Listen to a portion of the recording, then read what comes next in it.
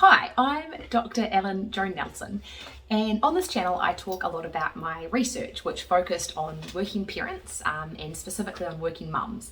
And I talk about how the current construct of work of 9 to 5, which does not align with school, is really problematic. It's problematic for working parents and it's also really problematic for organisations.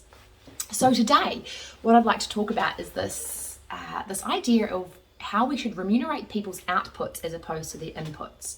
So at the moment, basically, the way work works is that people get remunerated for their inputs, the hours that they do, as opposed to their outputs, what it is that they actually achieve. And I realise that for some industries, rewarding inputs is appropriate. So for example, if someone works maybe at a retail store and you need them to be at the shop for certain hours, regardless of how many customers come in and regardless of how many sales are made, you do need to have a staff member at the shop for those opening hours. And therefore, remunerating for those inputs, the hours that they're there, makes sense.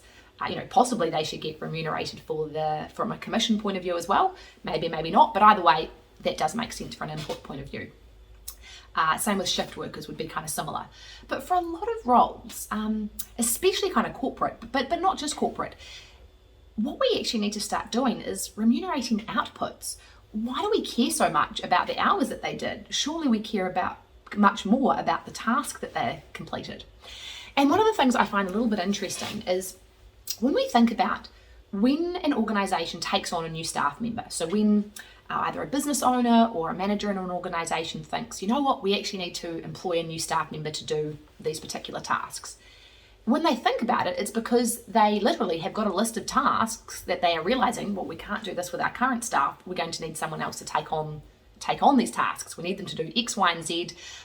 We can't do it with this resourcing we've got already, so we're going to need to employ someone new to do it. So that's how it starts. It's this idea of taking on a new staff member starts because we need a certain set of tasks done. So when they then get employed and we remunerate them, why don't we think about remunerating them for achieving those tasks? So, hey, new person, we'd like you to come in and do A, B, and C, or X, Y, and Z, and we'll then pay you X amount of money to complete those tasks. And you know what? We don't really care when you do it. We don't really care whereabouts you do it. We just need you to get those tasks done. But what we still do now is we say, we'll pay you for these hours and we'll pay you to sit at that desk. And I find that really interesting. So we need them to do a set amount of tasks, but we pay the person to say, we'd like you to sit at that desk from 9 in the morning and we'd like you to sit at that desk all the way until 5 p.m.